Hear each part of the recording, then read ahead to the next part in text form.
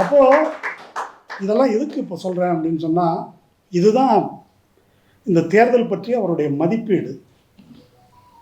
இதை ஒரு வரியில் அவர் சொல்கிறார். இந்த ஓட்டு போட்டதை சம்மனிங் தேர் ஓவர்லார்டுன்றது, எஜமானே வாங்க என்று பிரான்ஸ் அந்த வர்க்கங்கள் கூப்பிட்டுருக்குறாங்க. Back to feudalism. இது ஒரு ரெட்ரோகேட், பின்னோக்கி போகின்ற ஒரு விஷயம் அப்படின்றது தான் அவர் இதில் வலியுறுத்தி சொல்லுகிறார். அப்போ இந்த அளவுகோலை வைத்துக்கொண்டு பார்க்கணும் அப்படின்னு சொன்னால், இன்றைய இந்த தீர்ப்பு நம்முடைய சமூகத்தை, அரசியலை முன்னோக்கி கொண்டு சென்றிருக்கிறதா அல்லது பின்னுக்கு இழுத்திருக்கிறதா, அதை எந்த அளவுகோலை வைத்து கொண்டு தீர்மானிப்பது.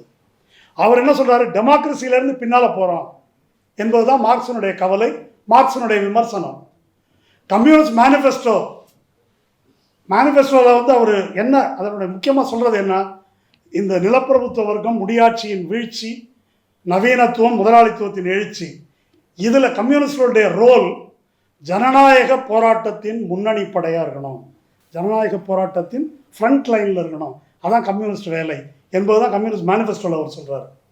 இந்த ஜனநாயக போராட்டம் என்றால் பார்லிமெண்ட்ரி டெமோக்ரஸி அவர் சொல்லலை, மக்கள், ஆக பெரும்பான்மையான மக்களுடைய டெமோக்ரஸி, அதை பேசுகிறார். ஏன் இதை அண்டர்லைன் பண்ணி சொல்கிறேன்னா, இன்றைக்கு சிபிஐ சிபிஎம் ரெண்டு பேரும் பார்லிமெண்ட்ரி டெமோக்ரஸியின் புனிதத்தை பற்றி தான் பேசிகிட்டு இருக்கிறாங்க. மக்களுடைய ஜனநாயக உரிமையின் புனிதம் பற்றி பேசுவதென்றால் பாசிசத்தை பற்றி பேசணும். இதை பற்றி பேச முடியாது. இந்த தீர்ப்பின் புனிதத்தை பற்றி பேச முடியாது. இதைத்தான் அவர் சொல்லியிருக்காரா, நீங்கள் சொல்கிறீங்களா அப்படின்னா, பாரதி புத்தகாலயம் எஸ்வி ராஜதுரை எழுதி கம்யூனிஸ்ட் கட்சி அறிக்கையை பற்றி புக்கு போட்டிருக்கிறார். அதில் பேக்ரவுண்டு எல்லாத்தையும் விவரிச்சிருக்கிறார். அந்த தோழர்கள் அவர்களே வெளியிட்ட நூலை அவர்கள் எடுத்து படித்து பார்த்துக்கலாம். எந்த டெமோக்ரஸியை பற்றி மார்க்ஸ் பேசுகிறார், பார்லிமெண்ட்ரி டெமோக்ரஸியா அல்லது சமூகத்தில் பொலிட்டிக்கல் டெமோக்ரஸியா என்பதை அவங்க பார்க்கலாம்.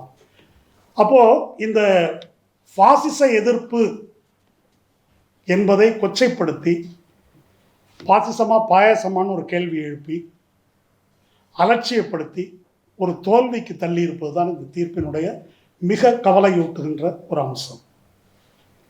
அப்போ பாசிச எதிர்ப்புக்காக நாங்கள் ஒன்றிணைந்திருக்கிறோம் இந்தியா கூட்டணியா, அல்லது திராவிட முன்னேற்ற கழகத்தின் தலைமையில் ஒரு கூட்டணி அமைத்து இணைந்திருக்கிறோம், இதுதான் எங்கள் முழக்கம் என்று சேர்ந்தவர்கள், அது சிபிஐ சிபிஎம்மாக இருக்கட்டும், விசிகாவாக இருக்கட்டும், மற்ற கட்சிகள், காங்கிரஸ் அல்லது ஐயுஎம்எல் போன்ற கட்சிகளாக இருக்கட்டும், இதில் தோல்வி கண்ட போது அதை எப்படி பார்க்கணும், நம்ம இதை முன்வைத்தோம், அது மக்கள் தீர்ப்பு இப்படி வந்திருக்குது.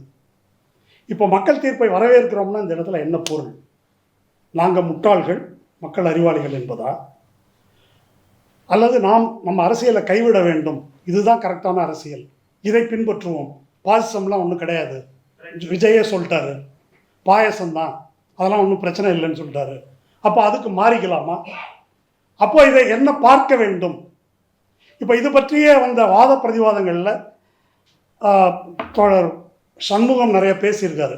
அவர் பேசினதெல்லாம் நான் கோட் பண்ணால் அது தனிநபர் தாக்குதல் அப்படி அது சொல்லப்படுவதற்கும் திருப்பப்படுவதற்கும் போகும். அவங்க இதுக்கு ஒரு நீண்ட அறிக்கையை வெளியிட்டிருக்கிறாங்க மார்க்சிஸ்ட் கட்சி சார்பாக. அந்த அறிக்கையிலிருந்து மட்டும், அந்த அறிக்கை ஃபுல்லாக கையில் வச்சுருக்கிறேன், ஒன்றும் டிஸ்டார்ட் பண்ணல. அந்த அறிக்கையில் இந்த தீர்ப்பு யார், இந்த தேர்தல் முடிவை பற்றி அவர்கள் என்ன சொல்லுகிறார்கள், இன்றைய இளைய தலைமுறையினர் தங்களின் வாழ்க்கை அனுபவத்திலிருந்து புதிய மாற்று சக்தி ஆட்சிக்கு வர வேண்டும் என்று விரும்பி வாக்களித்துள்ளனர். இங்கு மட்டுமல்ல, உலகின் பல நாடுகளில் இடதுசாரி வலதுசாரி இரண்டு தரப்புக்கும் வெற்றி கிடைத்து ஆட்சியில் அமர்ந்துள்ளனர். நேபாளம், இலங்கை போன்ற அண்டை நாடுகளிலேயே இளைஞர்களின் பேராவேசத்தை கண்டோம். எனவே இங்கு மட்டும் மாற்றம் கூடாது என்பது சரியா? இது இப்போது இதை இலங்கையிலையும் நேபாளத்திலையும் பங்களாதேஷ்லேயும் நடைபெற்ற அந்த எழுச்சிகளோட கம்பேர் பண்ணிட்டாங்க. இந்த கம்பேரிசன் முதல்ல சரியா? இங்கே என்ன மக்கள் எழுச்சி நடந்தது? இலங்கையில் நடந்தது என்ன? அறகலையா போராட்டம் என்பது ராஜபக்ஷ பொருளாதார நெருக்கடி, இந்த அரசு அது தூக்கி எறியணுன்றதுக்காக லெஃப்ட் ஃபோர்ஸஸ் வந்தாங்க. அப்புறம் ஜேவிபியினுடைய மாஸ் ஃப்ரண்ட் வந்து டேக் ஓவர் பண்ணுது. நேபாளில் என்ன நடக்குது?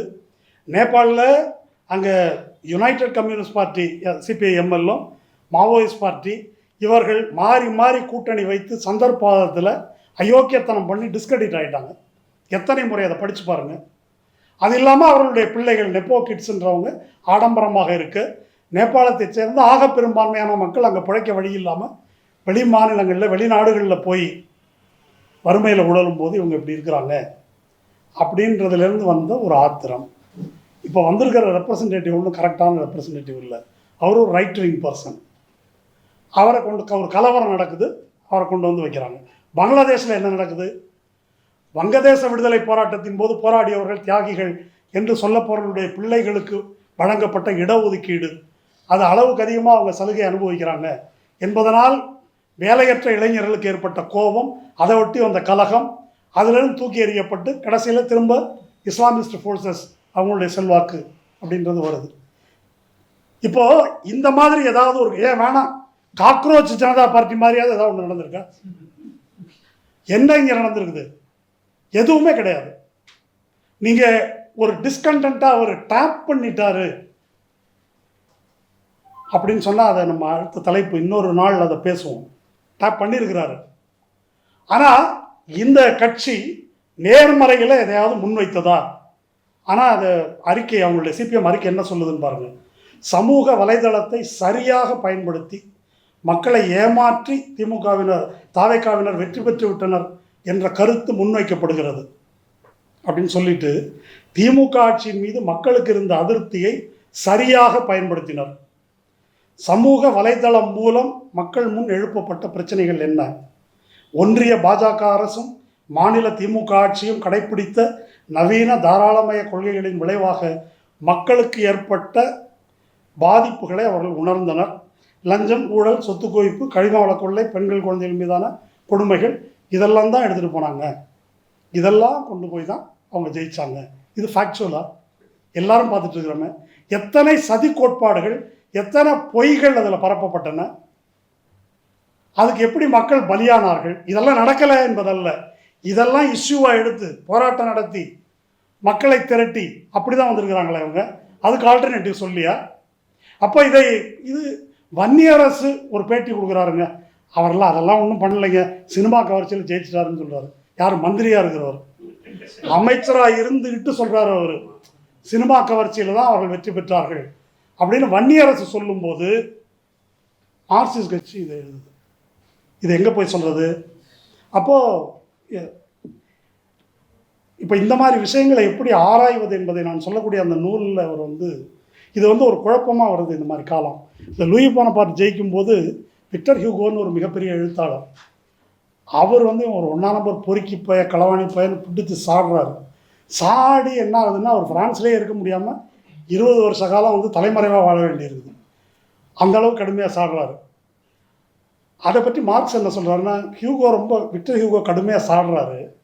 அப்படி சாடும்போது அவர் இந்த விஷயத்தில் என்ன தப்பு பண்ணுறாருனாக்கா, இவ்வளவு போராட்டங்கள் நடத்தி அனுபவமிக்க ஒரு பிரெஞ்சு சமூகத்தை ஒரு சாதாரண போக்கிரி சல்லிஸாக ஏமாற்றிட்டான் அப்படின்னு சொல்கிறாரு. அப்போ மிகப்பெரிய திறமையாளனாக அவன் தோற்றமளிக்கிறான் இப்படி பேசுனாக்கா. இது ஒன்று. இன்னொன்று, புருதோன் என்று அவர் அனார்கிசத்தின் தந்தை என்று சொல்லப்படுபவர், சோஷலிஸ்ட். அவர் இந்த ஃப்ரான்ஸில் இது நடந்தே தீரும், இப்படி தான் நடக்கும்.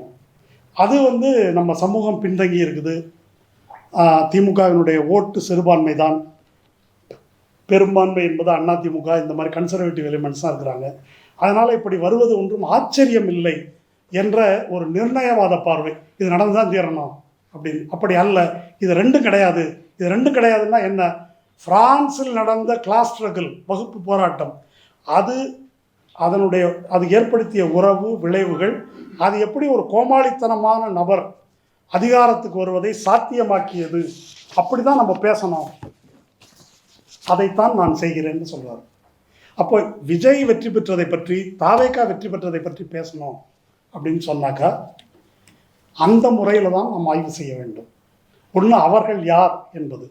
இன்னொன்று, நம்முடைய சமூகத்தின் என்ன நிலைமைகள், இப்படி ஒரு நபர், இப்படி ஒரு கட்சி வெற்றி பெறுவதற்கான சாத்தியத்தை ஏற்படுத்தி கொடுத்தது அப்படின்றத நம்ம பார்க்கணும்.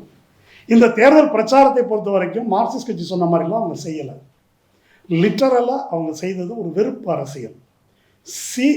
பிஜேபி இஸ்லாமியர்களுக்கு எதிராக என்ன செஞ்சதோ அதை திமுகவுக்கு எதிராக அவங்க பண்ணாங்க.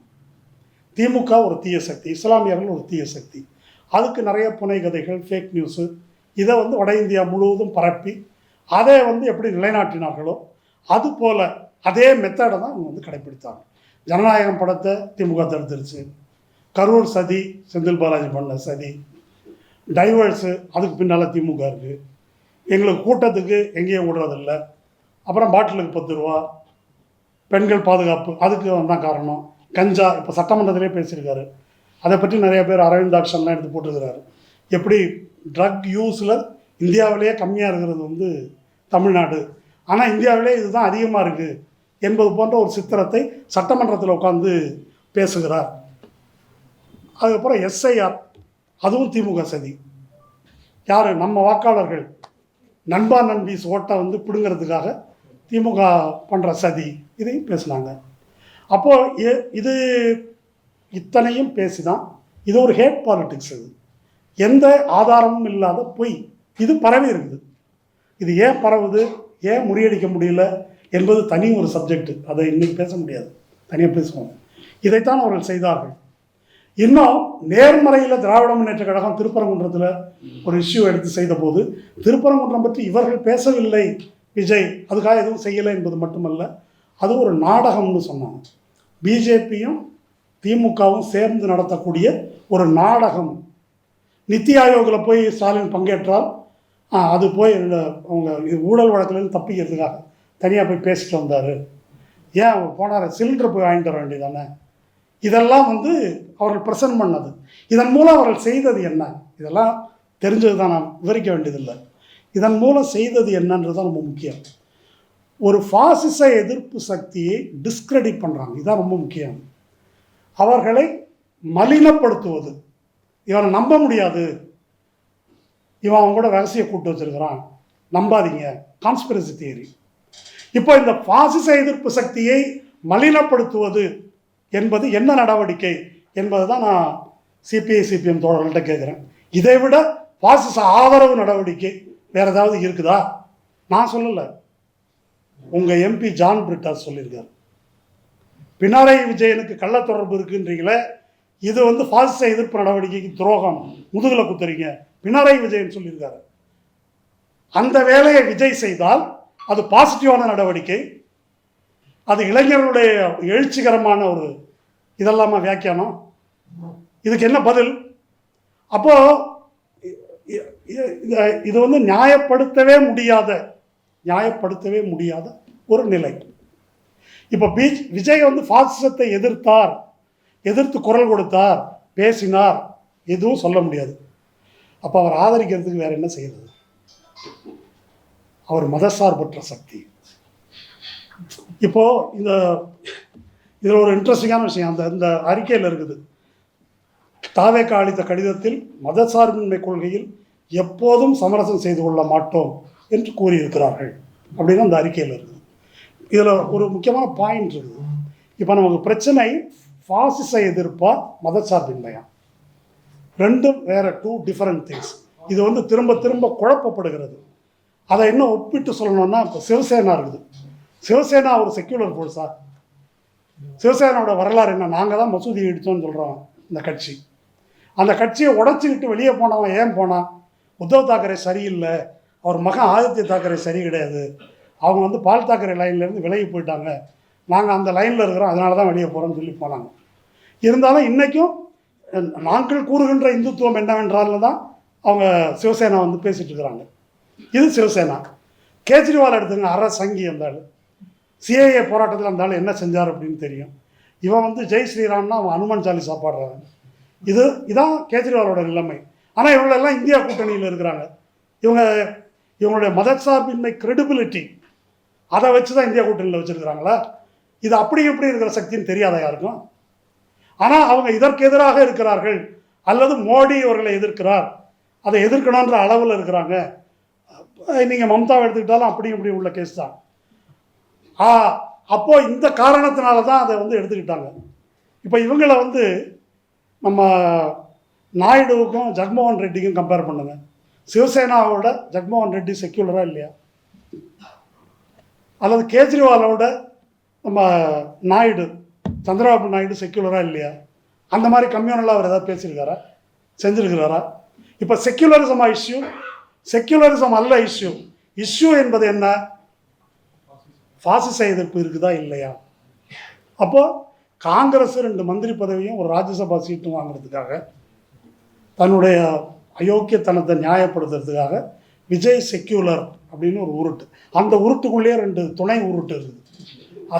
அது என்னென்னா, முதல்ல ஆல் இண்டியா காங்கிரஸ் கமிட்டி ஒரு அறிக்கை விடுறாங்க. அந்த அறிக்கையில் என்ன சொல்கிறாங்க?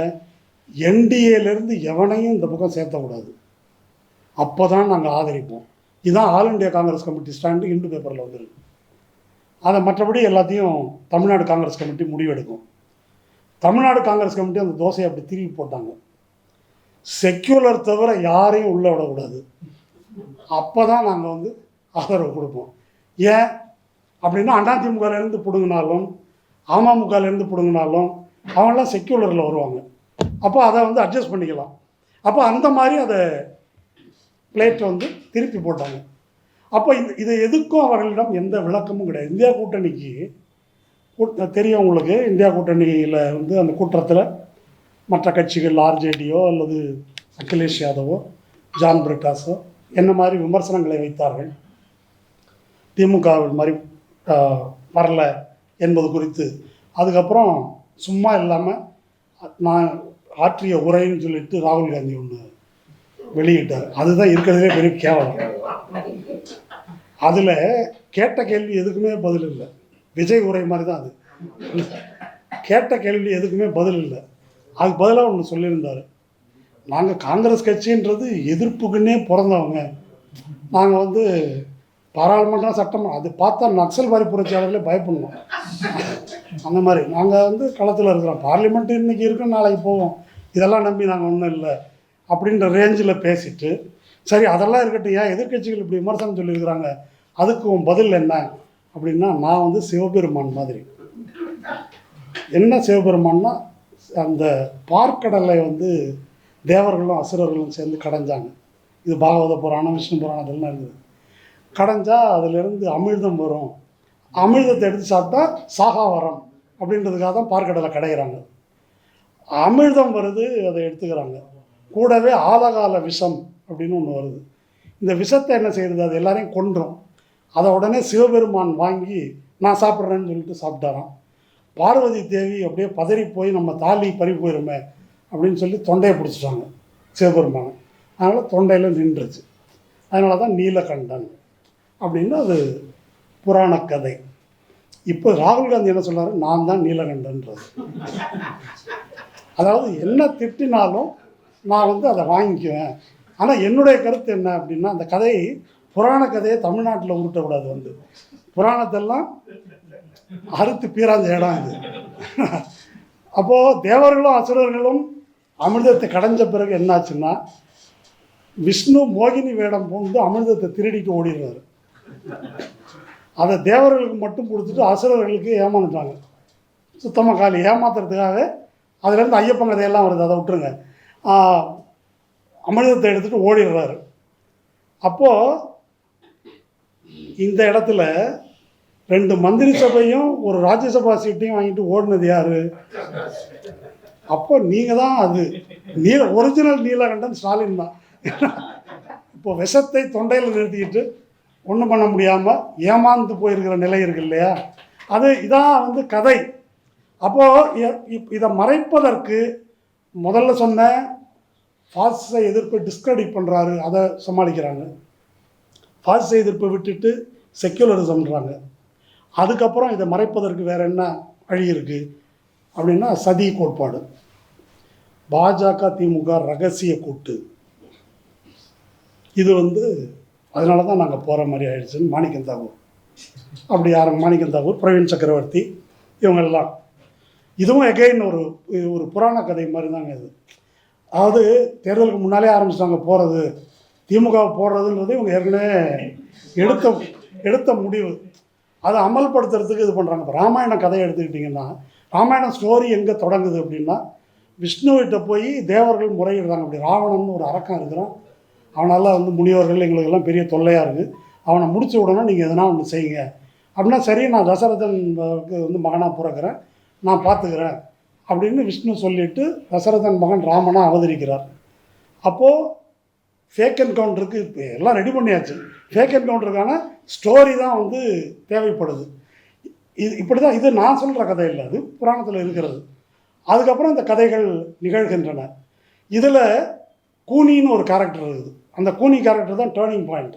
அந்த ராமனுக்கு முடிசூட்டும் போது இல்லை பரதனுக்கு முடிசூட்ட வேண்டும் என்று பரதனின் தாய் கைகேயியை தூண்டிவிட்டு, ஏன்னா கைகேயினுடைய பணியாளர் இந்த கூனி என்ற கிழவி, ஏன் தூண்டிவிட்டு அந்த கைகேயை தூண்டி விட்டதுனால கைகேயி தசரதனை நிர்பந்தித்து ராமனை 14 ஆண்டுகள் காட்டுக்கு அனுப்ப, அவர் காட்டுக்கு போக, அங்கே சீதையை சூர்பனகை வர, இப்படி போகுது அந்த கதை. ராவணன் தூக்கிட்டு போக.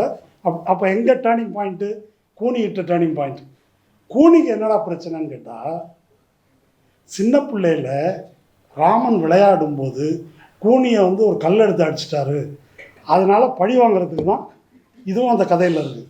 அது மாதிரி ராமாயணத்தில் சகுனி இதை செய்வதற்கு என்ன? இப்போ இந்த சகுனி கூனி 2 கேரக்டர் தான் மாணிக்கம் தாகூரும் பிரவீன் சக்கரவர்த்தி. அவங்களுக்கு ஒரு அஜெண்டா இருக்குது, அவங்களுக்கு தனிப்பட்ட முறையில் செட்டில் பண்ணிக்கிறதுக்கு சில ஸ்கோர்ஸ், எனக்கு எம்பி சீட் கொடுக்கல, இது மாதிரி ஏதோ ஒரு கணக்கு இருக்குது. அவங்க வந்து இந்த லார்ஜர் நேரேட்டிவில் வந்து இங்கே உட்காடுறாங்க. அதை வந்து அவங்களுக்கு பாஸ் செய்திருப்பான நோக்கம் அவங்க, இது கெட்டுப்போனால் வீணாக போயிருமேன்றதான் நோக்கம். அப்போது இது இப்படி தான் இந்த சதி கோட்பாடு என்பதை பில்ட் பண்ணுறாங்க. இப்போ பிரவீன் சக்கரவர்த்தி பேசலாம், மாணிக்கம் தாகூர் பேசலாம், சிபிஎம் பேசலாமா சதி கோட்பாடு அப்படின்றதான் கேள்வி. இப்போ வந்து தாவேக்கா அல்லது விஜய் வந்து ஒரு ட்ரோஜன் ஹார்ஸ் அப்படின்னு சொன்னால், அப்படி செயல்படுகிறார், அவங்க செயல்பாட்டை பாருங்கள் எப்படி இருக்குதுன்னு சொன்னால், நாளைக்கு திமுக பிஜேபியோட போகும்போது தெரியுமா? இப்போ இன்றைக்கு என்ன யதார்த்தம் என்பதை பேசினால், நாளைக்கு இப்படி நடக்கப் போவது தெரியுமா என்ற ஊகத்தை தெரிவிப்பது, இது என்ன வகையில் அறிவியல் பூர்வமானது? நாளைக்கு போனாக்க அது பேசுவோம், எப்படின்னு சொல்லுங்கள். நாம் 5 ஆண்டுகளாக இவர் இதெல்லாம் பண்ணியிருக்காருங்க அப்படின்னு சொல்கிறோம். இப்போ மம்தா கட்சியை உடைக்கிறாங்க, சிவசேனாவை உடைக்கிறாங்க. உடைக்காத கட்சி இல்லை. இப்படி முதல்ல உடைக்கிற கட்சி காங்கிரஸ் கட்சி. பிஜேபிக்கு all supply, man power supply corporation வந்து காங்கிரஸ் தான் ஃபஸ்ட்டு, அப்புறம் தான் மற்ற கட்சிகள்லாம் உடைக்கிறாங்க. பெங்காலில் கணிசமான மார்க்சிஸ்ட் கட்சி வாக்காளர்கள் இப்போ இன்றைக்கி வந்து அவர் பேர் என்ன, ரித்து பிரபா அவர் பேர், இப்போ தலைமை தாங்கிறவர், மம்தா கட்சியை உடைச்சு, அவர் சிபிஎம்லேருந்து போனவர், அங்கே போயிட்டு அங்கேருந்து இப்போ பிஜேபி பக்கம் போயிட்டார். இப்போ இவ்வளவு நடக்குதே, ஆனால் திராவிட முன்னேற்ற கழகத்திலிருந்து இது ஏன் நடக்கவில்லை என்பது ஒரு நியாயமான கேள்வியே இல்லையா? இங்கேருந்து தொண்டர்களோ தலைவர்களோ அந்த மாதிரி உடைக்க முடியலையே, அதை ஒரு கன்சிடரேஷனோட பார்க்கணுமா இல்லையா? யாராக இருந்தாலும், காங்கிரஸாக இருக்கட்டும், வேறு யாராக இருக்கட்டும், அவர் பெருமையாக போய் தமிழ்நாட்டை மட்டும் நீங்கள் தலை கால் அங்கே வைக்கவே முடியாதுன்னு ராகுல் காந்தி பேசினார். என்ன நம்பிக்கையில்? உங்கள் கட்சி இருக்கிற நம்பிக்கையிலையா? எந்த நம்பிக்கையில் பேசினார்? அப்போது அந்த மாதிரி ஒரு கிரெடிபிலிட்டி இருக்கக்கூடிய, அப்படி ஒரு மரபு இருக்கக்கூடிய ஒரு இடத்தை நீங்கள் காலி பண்ணுறீங்க, கொச்சைப்படுத்துறீங்க. நாளைக்கு போகிறாருன்றீங்க, இன்னைக்கு போகிறாரு. அஸ்ஸாம் தேர்தலுக்கு முன்னால் காங்கிரஸ் கட்சி தலைவர் நான் கட்சி மாற போகிறேன் பிஜேபிக்குன்றான். பிரியங்கா காந்தி ஃப்ளைட்டு பிடிச்சி போய் கெஞ்சுறாங்க, போகாதன்னு. அவன் போயிட்டான். அப்போ நான் என்ன சொல்கிறேன், நீங்கள் சொல்வதே ஒரு வாதத்துக்கு நான் வைத்து கொண்டாலும், திமுக அது மாதிரி பண்ணுதுன்னா அப்போ உங்கள் வேலை என்னவா இருக்கணும்? அக்கறை இருந்தாக்க, இல்லை என்ன உங்களுக்கு பிரச்சனை, நாம் சேர்ந்து இருப்போம், அப்படி அல்லவா பேசணும். நியாயமா? எப்படி நீங்கள் போகலாம்? உங்களுடைய மரபு என்ன? நீங்கள் எப்படி அது மாதிரி யோசிக்கலாம்? ஒரு கட்சியில் இப்படியும் அப்படியும் யோசிக்கக்கூடிய 2 பேரோ 4 பேரோ எல்லா கட்சியிலும் எப்பொழுதும் இருப்பாங்க, அது பிரச்சனை இல்லை. அப்போ உண்மையிலேயே உனக்கு பிஜேபி எதிர்ப்புள்ள அக்கறை இருந்தால் அப்படி பேசணும். அப்போது பதவிக்காக அவர்கள் ஓடுகிறார்கள்னாக்கா, நீங்கள் எதுக்காக இப்படி மற்ற மார்க்சிஸ்டுகளோ மற்ற கட்சியினரோ ஏன் சிந்திக்க வேண்டும்? இது அந்த இது ஓவர். அடுத்தது திமுக அதிமுக கூட்டாட்சி. அதிமுக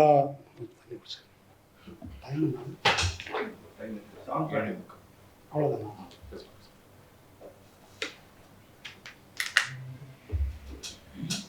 இது ஹிந்துவில் கோலப்பன் எழுதினார். அதை ஒட்டி அதை பலரும் எதிர்த்து எழுதினாங்க. நானும் ட்விட்டரில் வந்து எழுதினேன்.